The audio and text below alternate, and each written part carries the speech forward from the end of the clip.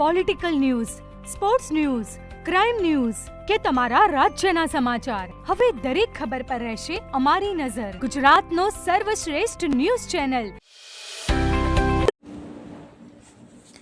પાટણ જિલ્લામાં પ્રોહિબિશન અંગેની મોટી કાર્યવાહી દરમિયાન એલસીબી પાટણે સિદ્ધપુર હાઈવે પરથી 1 કરોડથી વધુ કિંમતનો ભારતીય બનાવટનો વિદેશી દારૂનો જથ્થો ઝડપી પાડ્યો છે.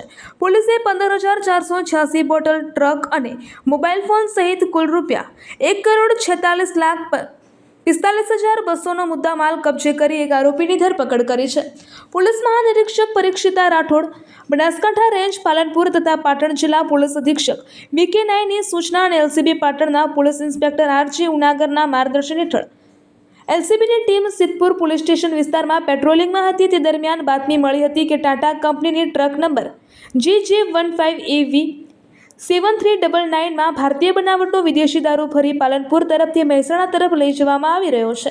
આ બાતમીના આધારે પોલીસે વોચ ગોઠવી ટ્રકને ઝડપી પાડી તપાસ કરતા તેમાંથી ગેરકાયદેસર રીતે પાસ પરમિટ વિના લઈ જવાતો ભારતીય બનાવટનો વિદેશી દારૂ મળી આવ્યો હતો. પોલીસે 15,486 બોટલ જેની કિંમત ₹1,31,35,200, ટાટા ટ્રક જેની કિંમત ₹15 લાખ અને મોબાઈલ ફોન જેની કિંમત ₹10,000 મળીને કુલ ₹1,46,45,200નો મુદ્દામાલ કબજે કર્યો હતો.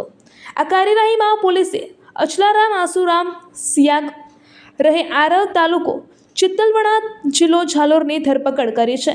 આરોપી સામે સિદ્ધપુર પોલીસ સ્ટેશનમાં પ્રોહિબિશન એક્ટ હેઠળ ગુનો નોંધવામાં આવ્યો છે.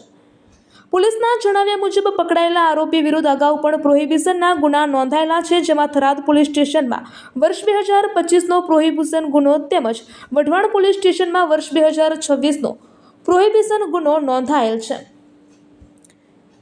રિપોર્ટર કમલેશ પટેલ, પાટણ.